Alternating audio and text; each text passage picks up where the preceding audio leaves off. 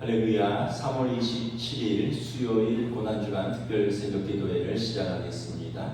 사도신경으로 우리의 신앙을 고백합니다. 나는 전능하신 아버지 하나님 천지의 창조주를 믿습니다. 나는 그의 유일하신 아들 우리 주 예수 그리스도를 믿습니다.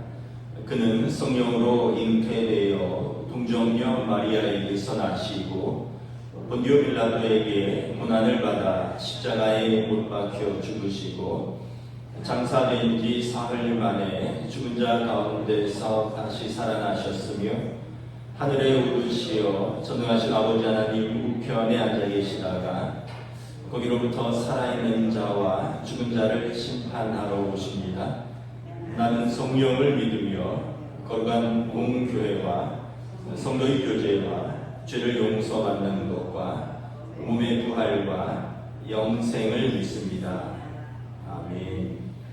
찬송가 527장 찬양하시겠습니다. 찬송가 527장입니다.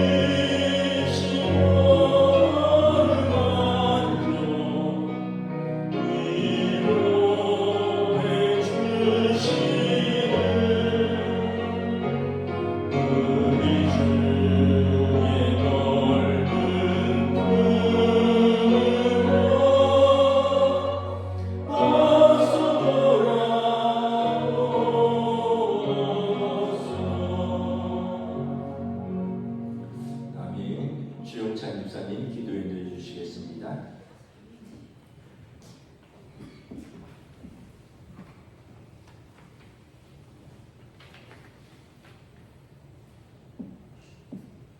우리가 아직 죄인 되었을 때 그리스도께서 우리를 위하여 죽으심으로 하나님께서 우리에 대한 자기의 사랑을 확증하셨느니라. 선한 목자 되셔서 저희들을 의의 길로 인도하신 하나님, 오늘도 하루를 허락하시고 고난주간 특별 새벽 예배로 인도하시고 기도로 하루를 시작하게 하심을 감사합니다. 감사드립니다. 사랑의 주님, 이번 고난주간 특별 새벽 기도회를 통하여 하나님 앞에서 저희 자신을 돌아보며 회개의 시간이 되게 하여 주시옵소서. 우리들 자신이 주인이 되어 살고 있는 저희들의 삶 속에서도 하나님 아버지께서 저희와 함께 하시는 하나님의 깊은 사랑을 깨닫게 하시고 우리를 기다리고 계시는 주님께 다시 돌아가는 회개와 회복의 시간이 되게 하여 주시옵소서. 주님께서 저희 안에 계시길 원합니다. 주님의 보혈로 저희를 씻어주시옵시고 주님께 더 가까이 나아가는 주님과 함께하는 영적으로 성숙한 주님의 자녀가 되기를 원합니다. 사랑의 주님, 동원교회와 성도님들을 위하여 기도합니다. 우리 동원교회가 깨어 기도하기 힘쓰며 하나님 말씀에 순종하는 교회 되기를 원합니다.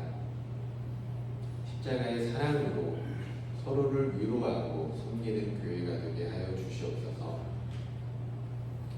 이 시간 말씀 전하실 박은성 목사님께 성령의 권능으로 붙잡아 주셔서 말씀 가운데 주님의 음성을 듣게 하시고 성령님의 인도가 함께하는 예배가 되게 하여 주시옵소서. 이 시간 주님의 십자가의 고난을 생각하며 우리를 위하여 고통받으신 주님의 사랑을 다시금 깨닫는 시간이 되길 원하며 이 모든 말씀 우리 주 예수 그리스도의 이름으로 기도드립니다.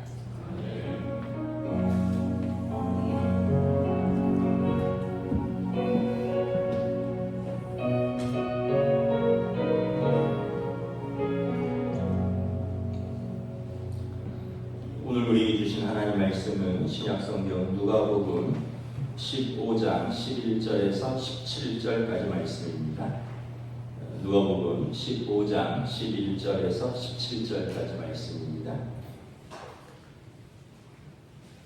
다 찾으신 줄 알고 저와 여러분들이 한 절씩 교독하도록 하겠습니다. 누가복음 15장 11절부터 17절입니다. 또 이르시되 어떤 사람에게 두 아들이 있는데 그 둘째가 아버지에게 말을 하되 아버지여 제 삶 중에서 내게 돌아올 분깃을 내게 주소서 하는지라.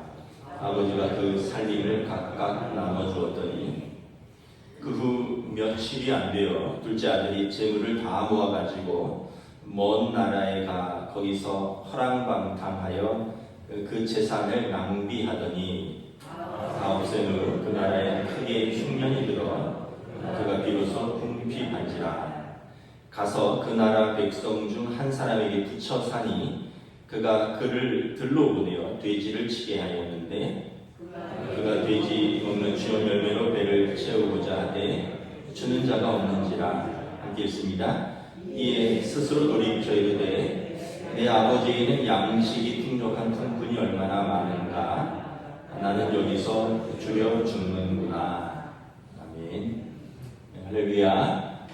고난주간 또 특별 새벽 기도에 나오신 성도들을 주님의 이름으로 환영하고 축복합니다. 이번 고난주간에 우리가 누가복음 15장의 탕자의 비유를 통해서 본 회개와 회복의 여정이라는 주제로 말씀을 보고 있습니다. 둘째 아들이 아버지의 유산을 분깃으로 달라 해서 그것을 받아가지고 며칠 만에 먼 나라로 가서 허랑방탕하게 다 썼다고 했습니다. 자, 오늘은 이제 그런 그의 아들의 상태가 어떻게 되느냐를 말씀하고 있습니다. 14절 다시 한번 읽도록 하겠습니다. 시작. 다 없앤 후 그 나라에 크게 흉년이 들어 그가 비로소 궁핍한지라. 다 없어져 버렸다는 겁니다. 다 없어져 버렸는데 자기가 다 없앴다는 것입니다. 여러분, 아버지를 거스르고 아버지의 마음에 큰 상처를 주고 간 아들의 특징이 뭐겠습니까? 우리가 상상할 수 있겠죠. 도덕성의 결여입니다. 도덕적 결함을 예상할 수 있습니다. 그는 허랑방탕하게 그 재산을 다 낭비했습니다. 자기가 다 없앤 것입니다. 다 탕진한 것입니다. 그런 말 있잖아요. 팝송에도 easy come easy go, 쉽게 온 것은 쉽게 간다고. 내가 땀 흘려서 일해서 번 것이 아니기 때문에 쉽게 생각하고 쉽게 쓸 수 있는 거죠. 여러분 시장에서 뭐 좌판을 펴고 나무를 파는 할머니가 그거 하나 팔면 뭐 1,000원 남고 2,000원 남는데 그걸로 쉽게 뭐 4, 5천 원짜리 커피 사 드실 수 있겠어요? 근데 이제 그 부모에게서 용돈을 받아 쓰는 아이들은 사 먹을 수 있죠. 왜냐하면 이제 어떻게 내 땀이 들어가느냐 그 차이가 좀 있는 것 같아요. 아들의 상태를 표현하는 한 문장입니다. 다 없앤 후 결국은 이제 재물만 없어진 것 같지만 그의 시간도 없앴고 그의 인생도 없어지고 있었고 그의 정체성도 다 잃어가고 있는 빈곤의 그리고 결함의 상태를 보여주고 있는 것입니다. 설상가상으로 이제 또 큰 문제가 닥칩니다. 14절에 보면 크게 흉년이 들어 내 자원이 다 떨어졌는데 나라적으로 큰 흉년이 들었습니다. 여러분 이런 말이 있죠. 어려움은 연속해서 온다. 이 어려움이 같이 오는 것입니다. 이건 내가 예상하지 않았는데 이런 일이 누구에게도 발생합니다. 여러분 우리 인생에 우리가 예상하지 않은 일들이 계속 발생을 합니다. 인생에 변수가 많습니다. 인생에 복병이 있습니다. 의외의 사건들을 우리가 계속해서 만납니다. 사실 그래서 우리가 인생이 어떻게 보면 살아있다라는 증거고 또 우리는 겸손해질 수밖에 없는데 이걸 알기까지 우리는 계속해서 이 시험에 시달려야 됩니다. 전도 유망한 그리고 출세 가도를 한참 달리는 한 청년이 어느 날 어떤 한 형사 사건에 휘말리게 됩니다. 부부가 죽도록 일해서 이제 겨우 집도 사고 먹고 살만 했는데 남편이나 아내 중에 한 명이 암에 걸립니다. 어떤 사람이 오랜 시간 남의 밑에서 일하면서 자본을 모았습니다. 그리고 이제 독립돼서 내 일을 해야지. 그리고 새해부터는 그 일을 하려고 사무실을 임대하고 인테리어를 하고 집기를 들여놓고 오픈을 했는데 코로나19가 터졌어요. 이게 우리의 일상입니다. 누구도 예상치 못했고 누구도 피해갈 수 없고 그런 일들이 우리 삶에 계속해서 일어납니다. 작은 아들은 가진 돈도 다 탕진했는데 거기에 흉년까지 오니 뭐 가난한 나라도 구제할 수 없다고 도움을 받을 친구도 도움을 받을 수도 없게 되었습니다. 아들의 상태는 비로소 궁핍하게 되었습니다. 14절에 보면 비로소 궁핍한지라 태어나서 처음으로 궁핍함 인생의 결핍과 결함을 그 아들은 경험하게 되었습니다. 여러분 하나님을 떠난 인생은 우리는 반드시 영혼의 궁핍함과 결함을 깨닫게 되는 때가 올 것입니다. 창세기 3장에 아담과 하와가 하나님께 불순종하고 에덴에서 쫓겨났을 때 그들은 냉정한 현실을 직시하게 됩니다. 그리고 궁핍함과 곤핍함에 시달리게 됩니다. 땅은 가시덤불과 엉겅퀴를 맺고 아담은 죽도록 일해야 겨우 먹고 살게 되었습니다. 하와는 임신하는 고통과 자식을 낳는 수고를 할 것이라고 성경에 나와 있습니다. 저는 이것이 무슨 말씀인가 이렇게 생각을 해보았는데 물론 이제 출산하는 고통도 있지만 엄마는 평생 그 자식을 낳고 키우고 그 자식 때문에 눈물 흘리고 기도하는 수고를 감당해야 된다라는 그 말씀으로 해석을 하고 있습니다. 하나님처럼 되고 싶어서 사단의 꼬임에 넘어가 불순종했던 아담과 하와가 겪어야 했던 현실은 냉정한 현실이었고 영혼의 궁핍과 결핍이었습니다. 아버지 유산을 받아서 아버지 집을 떠난 탕자가 겪어야 했던 현실은 이렇게 가진 것을 다 낭비한 이후에, 그리고 그 나라에 큰 기근이 있었고 그는 인생의 궁핍함을 처음으로 경험하게 되었습니다. 이제 이 아들이 무엇을 합니까? 15절 16절 함께 공독하겠습니다. 가서 그 나라 백성 중 한 사람에게 붙여 사니 그가 그를 들러보내어 돼지를 치게 하였는데 그가 돼지 먹는 귀여운 열매로 배를 채우고자 하되 주는 자가 없는지라. 재산도 다 탕진했고요. 또 먼 나라에 갔는데 흉년이 들었으니 살기 위해서 뭔가를 해야 했습니다. 물론 그때까지 귀하게 자란 아들이 마땅히 뭐 기술이 있겠습니까? 또 먼 나라에서 자기 백성도 먹여 살리기 힘들 텐데 그 외국인까지 배려할 수 있겠습니까? 여러분, 나라가 형편이 어려워지면 그 중에서 가장 피해를 받는 사람들은 약자들인데 나그네들입니다. 외국인들입니다. 여러분, 미국 경제가 어려워지면 그 트럼프 전 대통령을 지지하는 분들이 왜 지지하냐면 불법 그 이민자들을 추방하겠다는 겁니다. 그러니까 나라가 가난해지고 어려워지니까 우리도 먹고 살기 힘든데 저 사람들이 와서 우리 일자리를 빼앗는다는 거예요. 그 사람들을 돌려보내라는 거예요. 장벽을 세우라는 거예요. 그래서 여러분, 나라가 어려워지면 가장 큰 피해를 받는 사람들은 약자들이고 그 중에서 더 약자들, 나그네된 자들, 외국인들입니다. 외국인들이 환영받는 것은 돈을 안 쓰면 환영 못 받아요. 여러분, 그 사람들이 관광하러 와서 돈을 쓸 때 환영을 받는 것이지 그 사람들이 와서 우리들의 일자리를 빼앗는다고 생각하면 별로 환영하지 않습니다. 결국 15절에 보면 그는 가서 그 백성 중 한 사람에게 붙여 사니, 자기가 쓸 돈은 없어졌고 누군가에게 붙여 살게 되었는데 종속되었다라는 의미입니다. 여러분, 돈으로 향유하는 자유는 그 돈이 사라지면 그 자유도 사라집니다. 누군가에게 붙여 산다는 것은 그 사람에게 얽매였다라는 것입니다. 그 사람이 시키는 대로 해야 합니다. 현대인들이 그렇지 않습니까? 여러분, 우리는 자본주의 사회에서 돈에 매여 살고 있습니다. 여유가 없어요. 쉬고 싶어도 쉴 수가 없습니다. 평생 무언가를 해야 됩니다. 노예에서 목사님들 이렇게 만나고 이러면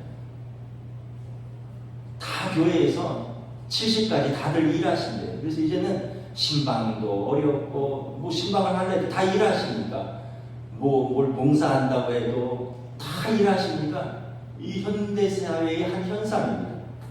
평생 쉬고 싶어도 쉴 수가 없고 무엇인가를 해야지, 끊임없이 해야 됩니다. 내가 선택한 일인데 계속 하면서도 자괴감이 듭니다. 얽매여 있기 때문에 그렇습니다. 또 일을 하면서 성과를 내야 되기 때문에 스트레스도 엄청나고 감정 소모도 큽니다. 근데 목구멍이 포도청이라고 그만둘 수도 없어요. 가족들 생각하면 어쨌든 꾸역꾸역 해야 됩니다. 현대인들은 모두 이렇게 매여 있고 힘들게 살아갑니다. 이 아들은 그 어떤 사람에게 매였는데 그 사람이 시킨 일은 15절을 보면 돼지 치는 일을 시켰습니다. 여러분, 사람은 누구나 존중받고 싶은 욕구가 있습니다. 하나님의 형상을 가진 사람들이기 때문에 우리에게는 하나님의 형상이 있습니다. 그래서 존중받고 싶은 욕구가 있습니다. 천부인권입니다. 누구에게도 예외가 될 수 없는 권리입니다. 그런데 돼지를 부정하게 생각하고 돼지를 먹지도 않고 키우지도 않는 유대인에게 돼지 키우는 일을 시킨 것입니다. 그는 자유를 잃은 것도 모자라서 자기의 존엄도 잃었습니다. 아마 인생의 밑바닥까지 내려갔다는 것을 의미합니다. 여러분, 평소에 안 하던 일을 하면 느낌이 어떨 것 같으세요? 평생 예를 들어서 어떤 자기 전문직이 있었는데 이제 그 일을 그만두고 다른 일을 한다. 어떨 것 같으세요? 그 일이 힘든 것보다 심적인 충격이 있습니다. 내가 이렇게까지 해야 되나? 굉장한 충격이 있습니다. 제가 이제 부목사를 한참 하다가 이제 미국 가서 어쩔 수 없이 또 살아야 되니까 저녁에 발레 파킹을 했었잖아요. 검은 바지에 하얀 와이셔츠를 입고 빨간 조끼를 입었습니다. 빨간 조끼에 말레라고 영어로 써 있어요. 그럼 이제 차들이 쫙 들어오면 조끼를 입은 사람에게 차를 맡기고 떠나면 저는 차를 주차하고 열쇠를 걸어뒀다가 그 사람이 나갈 때 그 종이를 주면 차를 다시 빼오고 차를 인계하고 팁으로 1불이나 2불을 받는 거예요. 처음에 제가 그렇게 서 있는데 내가 이게 뭐 하는 건가 이 생각이 이게 떨칠 수가 없는 거예요. 한 2주 정도는 내가 남의 나라에서 와서까지 내가 이게 뭐 하는 건가 이런 생각을 떨칠 수가 없어요. 몸이 힘든 것보다 마음이 너무 힘든 거예요. 사람이 참 적응의 동물이라고 한 2주 지나니까 아무렇지도 않게 되더라고요. 이것도 귀한 일인데 뭐 그러면서 또 금방 적응을 하긴 했는데 여러분 평소에 안 하던 일을 하게 되면 내 정체성이 흔들립니다. 우리는 여기서 중요한 사실을 깨닫게 됩니다. 아들이 집을 떠나면 자기가 아들로서 대접받지 못한다는 것을 깨닫는 것입니다. 정체성을 잃어버립니다. 그리고 아버지의 자원을 받지 못하고 스스로의 자원으로 책임지면서 살아야 되는 냉엄한 현실을 맞이하는 겁니다. 근데 저는 이 아들이 단점도 있지만 장점도 있다고 생각합니다. 단점은 자기 애죠. 자기를 너무 사랑해서 아버지도 형도 생각하지 않는 자기 중심적 사고가 있는데 또한 장점도 저는 자기 애라고 생각합니다. 자기를 너무 사랑해서 삶을 포기하지 않는 거예요. 여러분 이렇게 귀한 아들이라면 이런 절망적인 상황에서 돼지치고 뭐 돼지 열매까지 먹는 상황이 이르면 그냥 포기할 수도 있거든요. 왜냐하면 자존심 있잖아요. 자존심이 강한 사람은 난 죽어도 이 일은 못하겠다 하면서 굶는 사람도 있고요. 자존심이 강한 사람은 하나님께도 항복하지 않습니다. 고난이 있어도 문제가 있어도 하나님께도 항복하지 않는 사람이 있어요. 유대인이 돼지를 친다. 자존심을 버리지 않으면 할 수 없습니다. 내가 어떤 사람인데 내가 왕년에 무엇을 했는데 근데 이 아들은 삶에 대한 애착이 매우 컸던 것 같아요. 그래도 포기하지 않았습니다. 이건 장점이라고 생각됩니다. 돼지를 쳐서라도 나는 살아야겠다. 근데 또 비참한 일이 벌어졌습니다. 그 주인이 나쁜 주인이었습니다. 작은 아들에게 돼지 치는 일을 시키면서 삭스를 제대로 주지 않은 것 같습니다. 오늘로 말하면 외국인 노동자에게 일을 시키고 임금을 체불하는 악덕 고용주 같은 사람이었던 것 같습니다. 16절에 보면 아들이 제대로 먹지 못해서 돼지가 먹는 쥐염 열매를 먹으려고 시도했다는 것입니다. 그러니까 제대로 삭스를 못 받았다는 거죠. 쥐염 열매는 도토리 같은 것인데 야생 도토리 같은 건데 사람이 먹을 수 있는 것이 아니에요. 뭐 익히면 모르겠지만 먹으면 배탈 나고 소화가 안 되는 것입니다. 근데 얼마나 배고팠으면 살려니 그걸 먹으려고 했는데 여기 보면 그것도 주지 않았다라고 말합니다. 16절에 보면 그가 돼지 먹는 쥐염 열매로 배를 채우고자 하되 주는 자가 없는지라. 돼지 주인은 그것도 아까운 겁니다. 돼지 사료를 돼지 먹이를 왜 너가 먹느냐. 작은 아들을 고용한 사람은 아들보다 돼지가 더 소중했습니다. 돼지에게 쥐염 열매를 주어도 둘째 아들이 쥐염 열매로 배를 채우는 것은 허락하지 않았습니다. 돼지보다 못한 처지가 된 것입니다. 사회는 이렇게 때로는 냉혹할 때가 있습니다. 이제 아들에게 자각이 일어납니다. 17절을 함께 읽습니다. 시작. 이에 스스로 돌이켜 이르되 내 아버지에게는 양식이 풍족한 품꾼이 얼마나 많은가 나는 여기서 죽여 죽는구나. 이에 스스로 돌이켜 영어 성경에 보니까 when he came to his sense 이렇게 되어 있습니다. 그의 센스가 돌아왔다는 거예요. 그의 스스로 돌이켜 그가 감각이 돌아왔다는 거예요. 그가 정신을 차렸을 때 이렇게 해석을 하는 것이 더 맞습니다. 유진 피터슨이라는 분은 메시지 성경에서 작은 아들이 그제서야 정신을 차렸다 이렇게 번역을 하고 있습니다. 이제까지 둘째 아들은 먼 나라에 와서 정신없이 살았습니다. 환상 속에 살았습니다. 비정상적으로 살았습니다. 허황된 것을 꿈꾸면서 살았습니다. 그런데 이제 정신이 든 거예요. 가진 건 다 잃어버리고 비근이 닥치고 이제 남의 손에 붙이고 돼지치면서 그 돼지 열매도 함부로 먹을 수 없다는 그 현실 속에서 둘째 아들은 정신이 돌아왔습니다. 이제 둘째 아들은 원점에 서 있는 것입니다. 17절에 보면 이렇게 표현합니다. 아버지 집에는 품꾼도 이런 대접을 안 받는데 이제 비로소 아버지 생각이 나는 겁니다. 아버지 집이 생각나는 거예요. 그동안은 아버지 집이 생각나지 않았습니다. 내가 가진 자원이 많았습니다. 따르는 친구들도 많았습니다. 그런데 이게 다 떨어지니까 비로소 생각난 사람, 그리고 처음으로 생각난 사람이 아버지입니다. 요즘 아이들 표현으로 하면 현타가 온 겁니다. 현타. 어른들 그 표현이 무슨 말인지 잘 모르시죠? 현실 자각 타임이 온 것입니다. 돼지를 치면서 돼지 쥐엄 열매도 제대로 못 먹는 비참한 자기 현실을 보면서 현타가 온 거죠. 아, 이제 비로소 정신을 차렸다. 그러면서 아버지를 생각하게 됩니다. 여러분, 누구나 인생의 흉년을 만날 수 있습니다. 흉년을 만났을 때, 인생의 궁지에 몰렸을 때, 벼랑 끝에, 땅 끝에 서 있는 것 같을 때, 여러분 어떻게 해야 되느냐? 하나님 아버지를 생각하셔야 됩니다. 하나님 아버지를 기억하셔야 됩니다. 하나님 아버지를 찾으셔야 됩니다. 근데 하나님 아버지를 알지 못하면 사람들이 누군가를 원망하려고 합니다. 자신의 잘못을 인정하지 않고 누군가를 탓하면서 회피하려고 합니다. 부모를 원망하기도 하고, 남편을 원망하기도 하고, 아내를 원망하기도 하고, 시대를 원망하기도 하고, 타인을 원망하기도 하고, 심지어 하나님을 원망하기도 합니다. 자신을 돌아보는 것이 중요합니다. 그리고 내가 누구를 떠났는가, 누구에게로 돌아가야 하는가를 점검하는 것이 중요한데, 사람들은 그냥 원망하는 데 힘을 쓰려고 합니다. 왜냐하면 책임을 전가하는 것은 자기를 정당화하려는 것입니다. 나는 잘못하지 않았는데, 근데 그렇다고 해서 상황이 바뀌는 것이 아니에요. 상황이 달라지지 않습니다.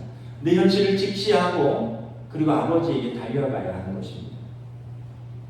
사람들은 문제 속에서 자신의 생각과 감정에 몰두해서 현실을 직시하지 못하고 왜곡합니다.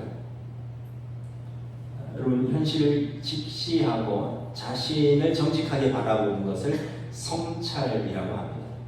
우리가 문제 앞에 도달하면 비로소 자신을 성찰하게 됩니다. 별일 없을 때, 평안할 때, 잘 될 때는 우리가 자신을 성찰하기가 쉽지 않습니다. 그런데 어려움에 닥쳤을 때, 퇴로가 없을 때, 땅 끝에 서 있을 때 우리는 자신을 성찰하게 됩니다. 왜냐하면 더 이상 가던 길을 갈 수 없기 때문에 그런 것입니다.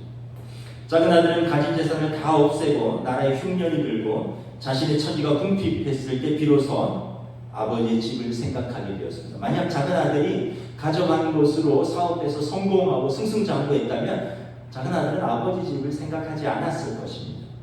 마찬가지입니다. 여러분, 만약 우리가 하는 일이 다 잘 됐고 우리 자녀들이 다 잘 됐고 내가 사업이 다 잘 됐고 우리 가족이 다 화목하고 내가 다 건강하면 사실 우리 신앙이 이렇게 깊어질 수 있을까? 우리가 하나님을 이렇게 절실하게 만날 수 있었을까? 하는 생각을 합니다. 욥이 그랬잖아요. 모든 게 잘 될 때 내가 하나님에 대해서 듣기는 들었다. 그가 예배자였습니다. 그는 의인이었습니다. 그런데 그가 다 잃고 나서 고백한 것은 내가 전에 하나님에 대해서 듣기만 했는데 이제 내가 눈으로 보나이다. 하나님을 깊이 만난 것입니다. 우리도 철저히 절망했을 때 그때가 하나님이 우리를 부르시는 때이고 우리가 하나님을 만나는 때인 것입니다. 우리가 보기에는 고난으로 보이지만 그 속에 하나님의 섭리가 있습니다.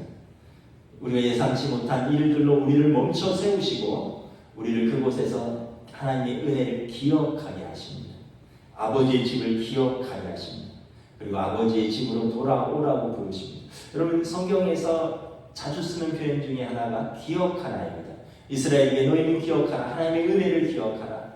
너희는 이집트에서 종되었을 때 너희를 건져내신 하나님을 기억하라.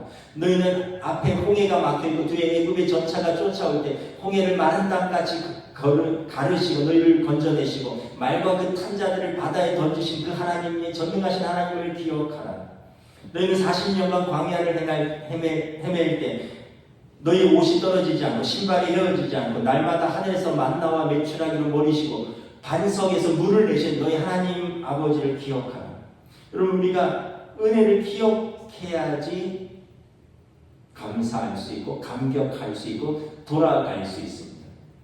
어떤 신문에 보니까 이 시대가 감격을 잃어버린 세대다. 이런 칼럼을 보았습니다. 감격을 잃어버렸다는 거예요. 예전에는 뭐 하나만 해도 와 이랬는데 이제는 하나도 감격스럽지 않다는 거예요. 예를 들면 요즘은 딸기가 봄이잖아요. 근데 한겨울에도 딸기를 먹어도 하나도 감격하지 않는 거예요. 수박은 여름에 나는데 한겨울에 수박이 나도 감격하지 않는다는 거예요. 뷔페나 또는 어떤 한정식에 가면 그 육해공군 수많은 요리들이 다 나오는데 이건 어떤 분의 표현에 의하면 조선시대 임금보다 우리가 더 잘 먹는데 하나도 감격하지 않는다는 거예요. 그러면서 늘 힘들다고 하면서 살고 있다는 거예요. 이 시대는 감격을 잃어버린 세대다. 감사를 잃어버린 세대다. 그래서 기억해야 된다라는 그런 제가 칼럼을 본 적이 있습니다. 남의 집에서 돼지를 치면서 아들이 기억하는 것은 무엇입니까? 내가 가진 자원은 한계가 있고 내가 가진 자원으로는 나는 도저히 살 수가 없다라는 거예요. 그래서 항복하는 겁니다. 내 아버지 집에는 풍성하게 넘치는 자원이 있고 17절에 보면 내 아버지 집에는 일하는 품꾼도 양식이 풍족하여 줄이는 일이 없는데 나는 여기서 줄여 죽는구나. 아버지 집을 생각하는 거예요. 자원이 풍성하고 아들에게 아끼지 아니하는 그 아버지를 생각하게 되는 것입니다. 제가 어렸을 때 중학교 때쯤 같아요. 친구 집에 놀러 갔는데 TV 앞에 막 1,000원짜리랑 이렇게 500원짜리, 100원짜리 동전들이 이렇게 어떤 접시 같은 데 담겨져 있어요. 그래서 제가 놀러 갔다가 나갈 때 얘가 거기서 2,000원을 들고 나가더라고요. 그래서 제가 물어봤어요. 야, 텔레비 앞에 왜 저기 돈이 있냐 그랬더니 형제인데 형이랑 나랑 아빠 엄마가 혹시 아빠 엄마 없을 때 너네가 돈 쓸 일이 있으면 저거 써라. 그리고 저녁에 와서 아빠 엄마가 한 10,000원 정도 내는데 항상 채워둔다는 거예요. 그리고 물어본대요. 오늘 뭐 했었니? 그러니까 오늘 친구 은성이가 와서 같이 나와서 라면이랑 떡볶이 먹었어요. 아 그래 하고 아버지가 부족한 2,000원을 다시 채워준다는 거예요. 제가 그 이야기를 듣고 되게 큰 감동을 받았어요. 와 죄송한데 나 맨날 500원만 해도 안 주는데 저 지금 TV 앞에 늘 저렇게 해놓고 필요하면 쓰고 채워주시는구나. 그래서 제가 마음으로 그때 받은 감동이 나도 그런 아버지가 됐으면 좋겠다 이런 생각을 했어요. 우리 집에는 제 카드가 이렇게 돌아다닙니다. 제 카드 2개가 하나는 TV 앞에 항상 놓여 있어요. 그리고 하나는 아이들이 돌아가면서 씁니다. 누구나 필요하면 제 카드 들고 나가서 쓰면 돼요. 그러라고 TV 앞에 놔뒀어요. 아이들이 학원 등록할 때, 학교 교재 살 때, 또는 갑자기 뭘 택시를 타야 되는데 자기 용돈이 떨어졌다 하면 그 카드를 쓰면 돼요. 쓰라고 놔뒀어요. 왜냐하면 전 쓰면 다 저한테 문자로 통보가 오니까 어디에 썼는지 다 아는 거죠. 제가 가끔 아이들한테 그런 말을 해요. 너희들 돈 필요하면 다른 사람들에게 빌리지 말고 아빠에게 빌려라. 이 얘기는 돈 얘기가 아니에요. 너희들 문제가 생기면 아빠에게 알려서 아빠에게 도움을 요청하라 이 이야기입니다. 여러분 어른들은 아실 겁니다. 모든 문제는 돈과 관련이 있어요. 민형사상 모든 문제는 돈과 관련이 있습니다. 이게 꼭 돈 문제만이 아니에요. 모든 문제에는 그런 게 관여가 되어 있습니다. 그래서 아이들이 감당할 수 없는 일이 있을 때 스스로 해결하려고 하지 말고 아빠에게 알려서 아빠가 관여하고 아빠에게 도움을 받을 수 있도록 해라. 이게 이제 제가 아이들에게 주는 메시지입니다. 사실은 어렸을 때 제가 그 집에서 보고 제 마음에 받은 감동이 그것입니다. 근데 성경에서 하나님께서 그러셨어요. 너희가 내게 와서 구하고 찾으라 두드려라.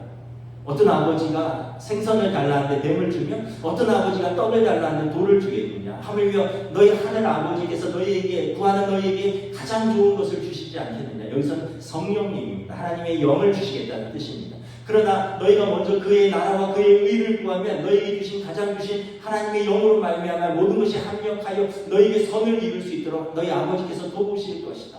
예수님이 말씀하신 것입니다.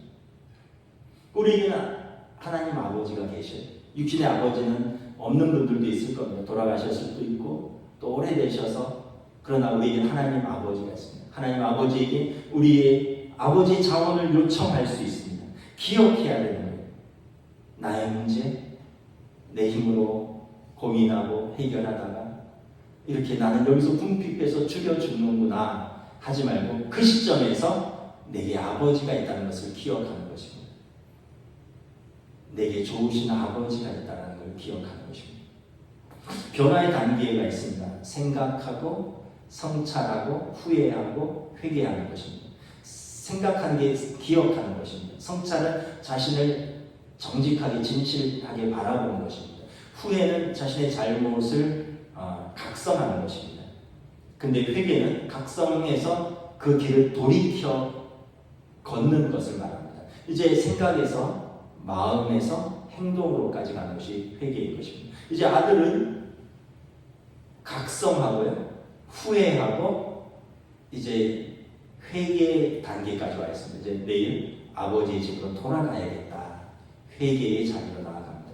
여러분, 이것이 회복의 여정입니다. 변화의 단계입니다. 변화와 회복의 시작은 기억하는 것입니다. 아버지를 기억하는 것입니다. 이것이 쉽지 않습니다. 사람들은 완악해서 자기 생각을 좀체 바꾸려고 하지 않습니다. 사람들은 반복해서 실패하면서도 익숙한 삶의 방식을 바꾸려고 하지 않습니다. 사람들은 자존심 때문에 회개하려고 하지 않습니다. 회개는 자기 부정이거든요. 자존심 때문에 자기가 잘못했다는 걸 인정을 하려고 하지 않아요. 그런데 이걸 인정할 때 비로소 변화가 시작되는 것입니다. 그때 회복의 여정이 시작되는 것입니다. 저는 한 가지를 더 생각합니다. 아들이 이렇게 아버지를 생각했다면 아버지는 얼마나 아들을 생각했을까? 아버지는 더 생각했겠죠. 불을 보듯 뻔한 아들의 실패. 이제 돌아올 때가 됐는데 아버지는 알고 있어요. 아들보다 아버지가 더 먼저 아들을 생각했습니다. 이것이 하나님께서 우리를 위하여 직접 나선 이유입니다. 십자가입니다. 모든 사람이 죄를 범하였음에 하나님의 영광에 이르지 못하더니 그리스도 예수 안에 속량으로 말미암아 하나님의 은혜로 값없이 의롭다 하심을 얻은 자 되었느니라. 이 예수를 하나님이 그의 피로써 믿음으로 말미암는 화목제물로 세우셨으니 이는 하나님께서 길이 참으시는 중에 전에 지은 죄를 간과하심으로 자기의 의로우심을 나타내려 하시니 이때 자기의 의로우심을 나타내사 자기도 의로우시며 또한 예수 믿는 자를 의롭다 하려 하시니라. 예수님의 십자가로 말미암아 의로우신 하나님께서 우리를 의롭다 하시기를 원하시는 것입니다. 그래서 아들은 아버지께로 돌아오기만 하면, 예수님의 십자가 밑으로 나아가기만 하면 자기의 공로나 자기의 행위나 무슨 먹으로가 아니라 아버지의 의로우심으로 말미암아 우리의 전에 지은 죄를 간과하시고 우리에게 아버지의 의로우심을 부어주시는 것입니다. 그러므로 예수님의 십자가로 말미암아 그 어떤 것도 우리를 하나님의 사랑 안에서 끊을 수 없다는 것을 예수님의 십자가가 보여주는 것입니다. 지금 아들이 되지치는 자리는 저는 자기 인생의 십자가 밑이라고 생각합니다. 가장 비참한 자리, 그러나 그곳에서 아버지를 생각하는 자리. 지금 아들은 십자가 밑에 와 있는 것입니다. 고난주가 아닙니다. 주님께서 우리를 사랑하셨고 우리를 위하여 십자가를 친히 지셨습니다. 하나님 우리를 이렇게 사랑하셨습니다. 이 은혜와 사랑과 감격으로 우리가 아버지 앞에 돌아가는 우리의 삶이 되기를 원합니다. 기도하겠습니다. 이제 함께 주님께서 기도하시다 돌아가시겠습니다.